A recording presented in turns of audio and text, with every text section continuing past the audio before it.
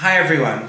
I want to do a random reading from my book in Arabian Nights, which is the second book I wrote about Morocco. And it's a book that I'm really, really proud to have written because it examines Morocco through the lens of stories and storytelling, which is the very same lens that I regard the entire world.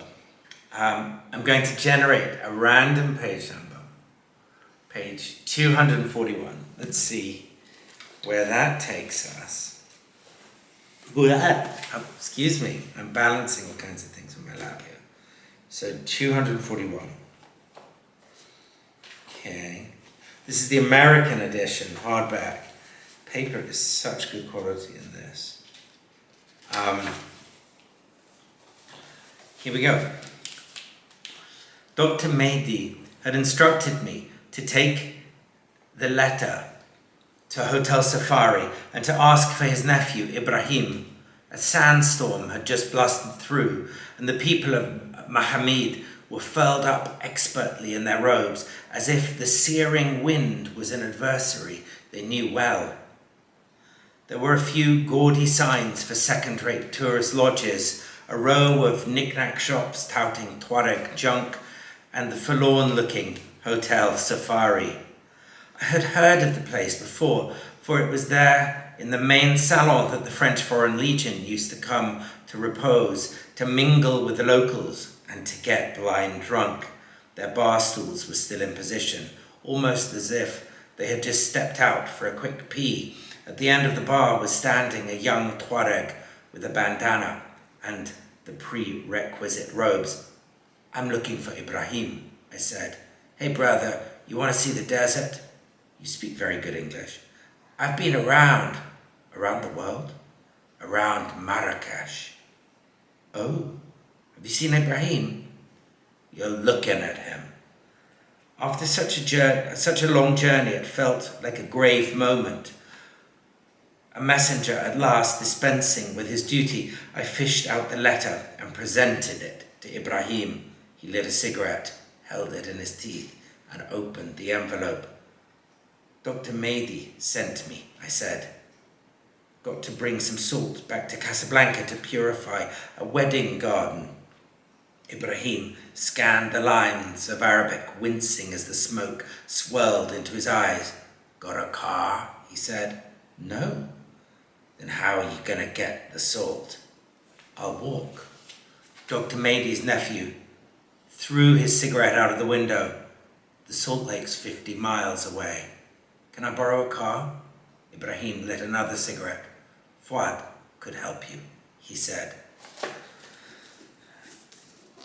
As I say, this book, in Arabian Nights, meant a lot to me as a writer, writing it, and even more to me now that I've lived it and told it.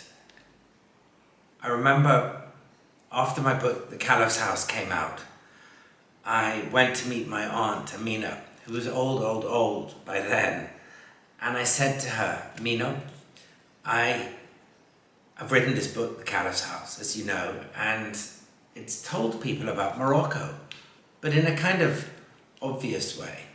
And I said to her, "Can you think of a way for me to tell about the culture of Morocco, but in a kind of inside-out sort of a way?" And Mina was knitting or crocheting a hat at the time, as she always loved to do.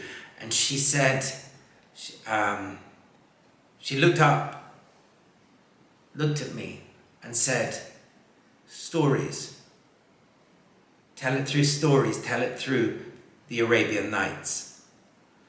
And when Mina, who was the most eccentric, fantastic aunt anyone could ever wish to have, when Mina said something like that, it was as if time stood still, because she was tuned to a kind of sentiment that was so spot on, it couldn't be more spot on. And I knew that as those words were coming towards me from her mouth to my ear, that they would change my life and, more importantly, my appreciation of Morocco.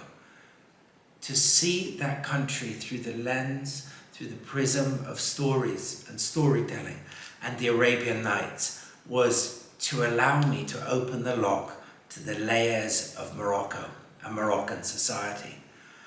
So I've been so blessed, and I feel that other people who have allowed themselves to access the kingdom of Morocco through its folklore and its stories are blessed too. And all this book is a key that opens the lock to the stories of Morocco